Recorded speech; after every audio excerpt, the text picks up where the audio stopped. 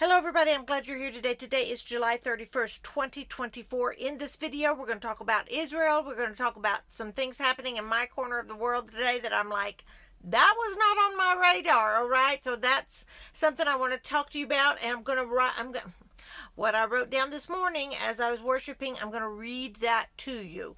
There is one phrase in there that I read it to my husband this morning, Mike, and Mike was like, that phrase resonates with me. So I'm gonna, it's not earth shattering, y'all, but it's consistent. The Lord is warning us, all right? And He has been for a lot of you. I'm new to the party, is what it feels like. I mean, I've been a Christian basically all my life. I've always known Jesus, but have not always heard from Him like I do now. And some of you are just veterans in this, and I love it. So before I get going on everything that's going on in the world, and I invite you, please write down in the comment section, what are you hearing and what are you writing in your own journals? Because I know I'm not the only one doing this. And I'm just a person, all right? I'm just a little bitty pinhead of a, my husband was saying, we are the smallest drop in the smallest drop in the smallest part of the ocean. I mean, that's what we are. And I like it that way. I don't know about anybody else. I like it. And so I'm hanging out with a lot of other little bitty drops. Y'all are in my wave, I guess. And so that I'm getting that from watching surfing on the Olympics. Have you watched the surfing? I mean, I am like, it's so relaxing, and I nearly fall asleep, and then they get on a wave and do their thing, and I don't even understand the vocabulary. I don't even know how they score it, but I'm like, wow, that is amazing. I love it.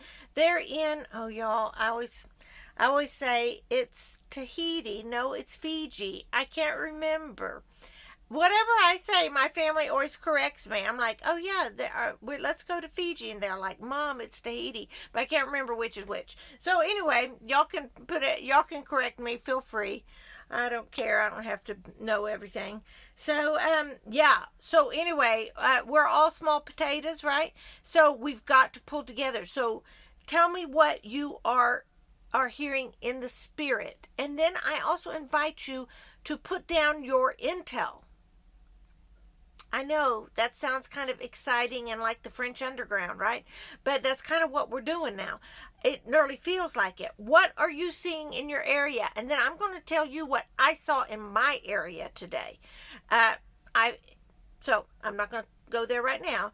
What are you seeing that's different? All that air. Remember when we were seeing all the Black Hawk, helicopters and the Ospreys helicopters and all of the.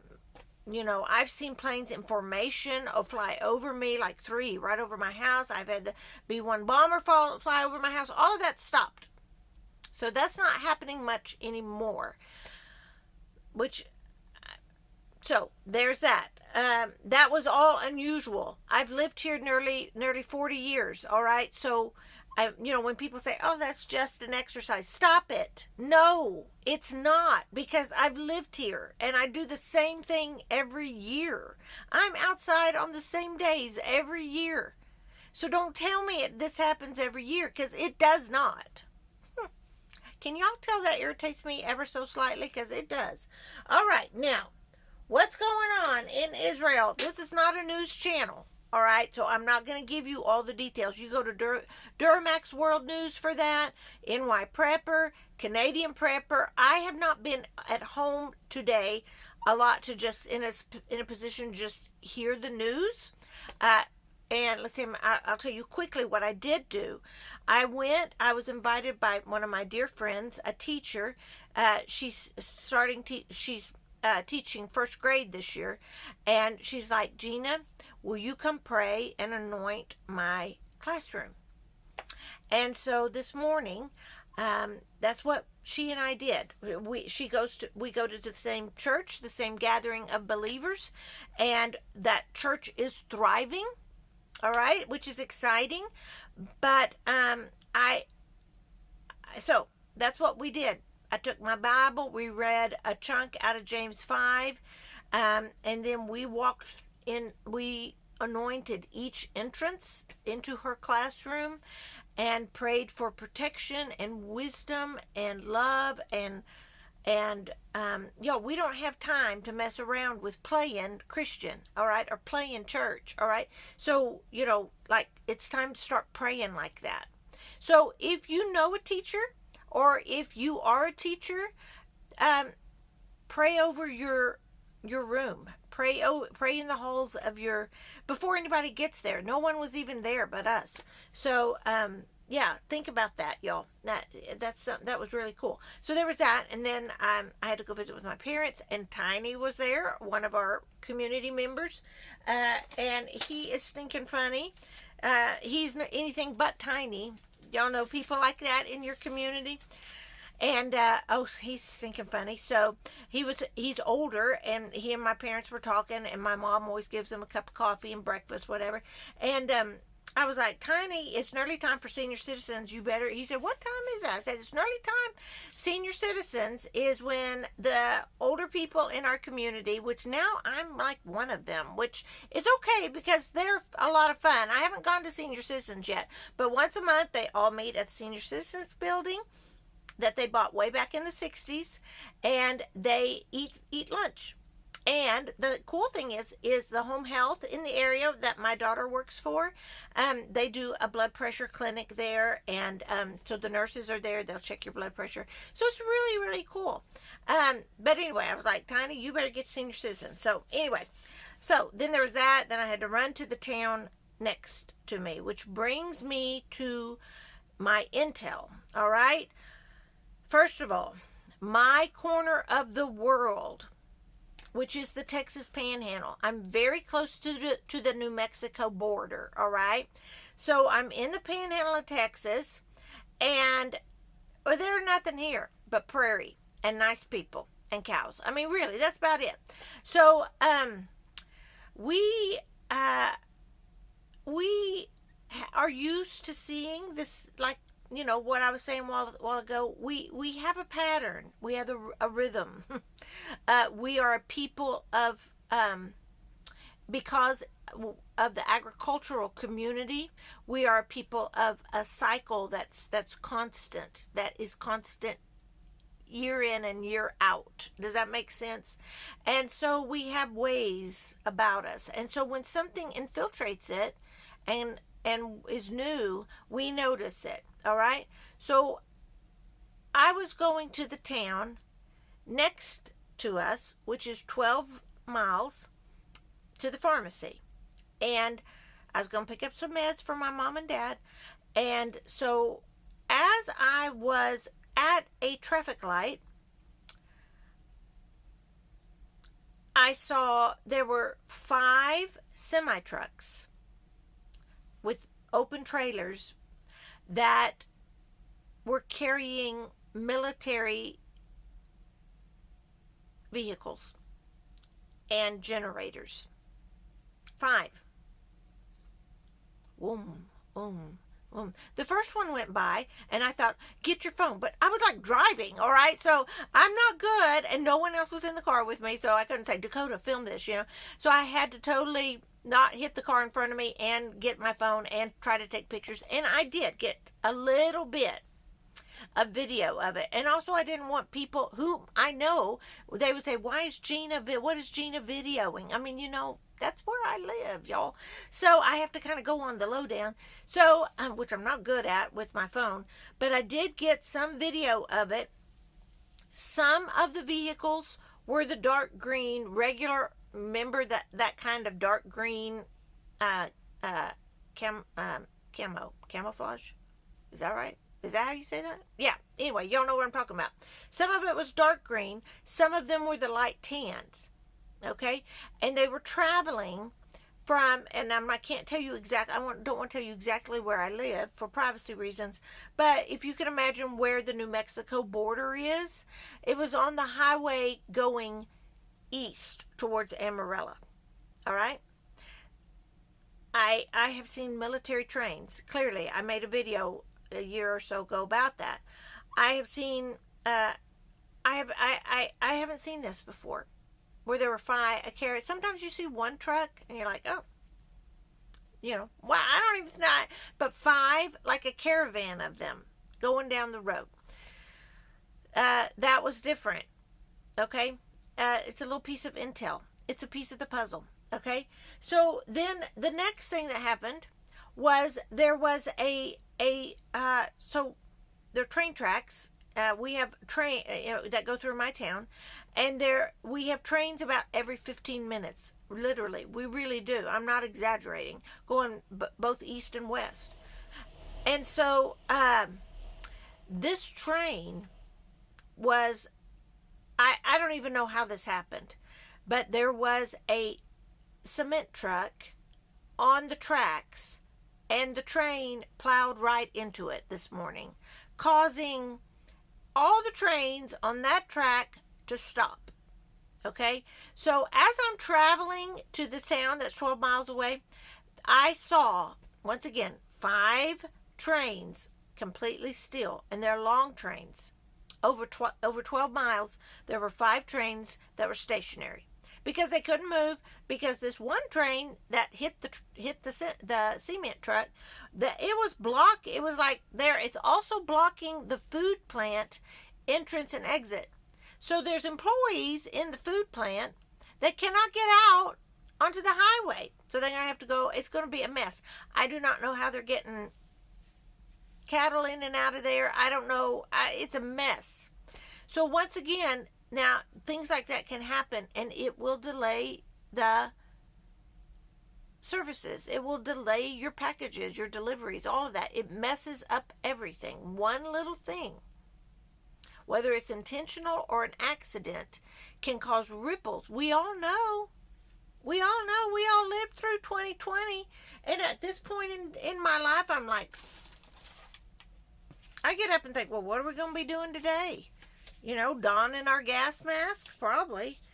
Anyway, so that was weird. It is an ongoing cleanup. I mean, I thought it'd be cleaned up by the time, I got the news. Of course, everybody talks about that stuff. Did you know there was it had been probably an hour and a half, and I thought, well, surely they've got it all. But no. Y'all, I don't know. Everybody was okay. No one was hurt, which is a miracle.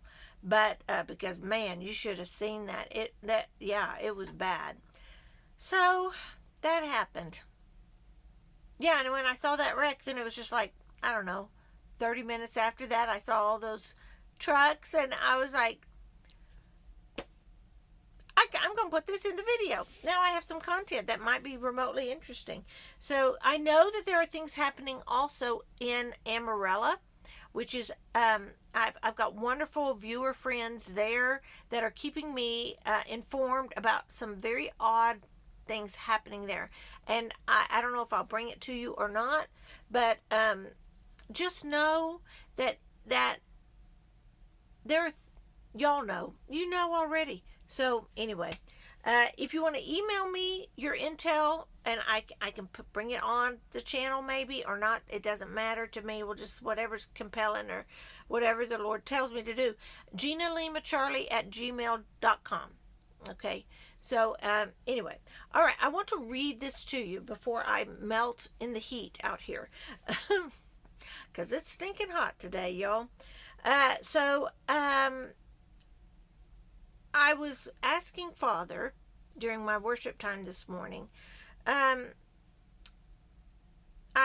had visited a dear friend. Well, it was Linda. All right, I was visiting Linda yesterday morning, and they have chosen to go to a church that's very, very old and traditional, and so I was talking to the Lord about that. And one of the things, and I used to be this way too, the people that are, and I'm not saying she's like this, okay, but I was asking in general, like across the nation, there are pockets of people that have like, they're just got a crust on them as Christians. And I'm not saying that's them, all right, but this is what the Lord was telling me. There are children whose ways and hearts are no longer pliable for my hands to shape. My hands are on them, but they will be as they have always been, for their goal is stubborn correctness, always assuring themselves they are receiving an A plus in all their ways. They know not this downfall, for they have bettered themselves above all other children. Okay, so that was kind of an interesting way the Lord and I began to visit about this. And once again, I wrote this on July 31st, 2024. And so then as I sat there and I was like, well, yeah, I don't want to be that. And so then the Lord began to speak this. Now hear me on this matter. Speak boldly to all who will listen. Go into all the world and preach my gospel to every nation. He that believeth in me and is baptized will be saved. He that does not believe in me will be condemned. Speak no more, child, of the contrast between my children, for there are too many to count, and you are not me. Instead, concentrate on the living word, the moving spirit of me breathing in you. None of you will agree on all my teachings. You will all quarrel over minute matters that become time wasters and heart breakers. Time is short. You are standing on the deck of the ark. You smell the rain in the air. Shout from the deck you are on, Jesus saves, repent. I will iron out what matters to me among my children. You, my child, keep your eyes on me, for I am not grading you as if this were school. I am directing your steps. You will falter, but I will bring you where you need to be as you keep near and live beneath my shadow. My love and mercy, faith and hope, these are what you are meant to strive for. You, mere human, cannot measure these things, nor can you, nor will you ever know my ways. But I see the hidden chambers of the hearts of men. Nothing surprises me. I know what was there. I knew what was there before I looked. Strive for me, simply me, and all will be afforded to you in perfect timing. Worry not of my approval of your actions, for I know before you knew. For I knew before you knew the ways of your life, and I continued to love. I continue to love you, beautiful child of mine. So I'm going to reread that because I kind of fumbled a little bit. Worry not of my approval of your actions, for I knew before you knew the ways of your life, and I continue to love. I continue to love you, beautiful child of mine. So so can you guess what sentence resonated with my husband? It was the one, I'll just tell you because I'm not going to be able to hear what you say when I'm making this video. So what resonated with him was, you are standing on the deck of the ark. You smell rain in the air. I could not have made that up. No way, no how. You need to cover that with God and pray about it, and whatever sticks with you and resonates with you, just, internalize that. And if none of it does, just walk away. All right? I know many hear Jesus, and sometimes people ask me, how do I learn to hear the voice of God? I can't tell you the answer to that exactly. There is no formula. I don't, this is just my opinion, my experience. There is no formula. 2 hours a day, every day for 3 months, and fasting in between. No, I didn't do that. Um, I was pretty frustrated when I started this conversation with God probably 5 years ago. I was like, I gotta have something, God, because I'm dry. I'm going to church 3 times a week, and I'm doing all the. I look good, but I'm inside. I'm just like, and I was like, are you powerful? Do you still do these things? Can I still hear you? Do the gifts of the Spirit mentioned in 1 Corinthians 12? Do you still do that? And what are they? Y'all, I'm coming from a place did not. I mean, I know more now than I did then. I did not know what it was. And I was like, tell me. And the Lord was my teacher. I At first I kind of ran around looking for people on YouTube. I learned real quick that not everybody's worth listening to, and so I pulled away from that. Then I began reading a lot of books, and I pulled away from that. And then I just started just talking to God. And if I were to tell you anything, what I have learned is the longer you spend with Him, and the more consistent, the more likely your relationship with Him will grow. However, He deems that to be. It's like quantity and quality. You know, a lot of people are like, quality time with your kids. Well, you don't really know when that's going to be sometimes. So you have to spend a massive amount of quantity time with them, because when the quality time comes in, you just have to be standing at the ready. And that's kind of how it is with God, or that's how I say it is. And then or that's what my experience was. And so when I began my journaling, whatever thought would come to me while I was in worship, I'd just start writing it down. I'm like, I'm not sure this is from you, God, but I'll write it. And then as I began doing that, I began to kind of discern myself. And then I began to learn the tone of God's voice. I don't know. That's the best I got for you. I don't know exactly how to put words to it.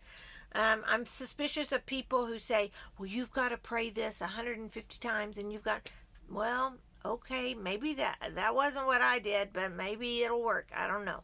So, yeah, you do you. And I'll do me.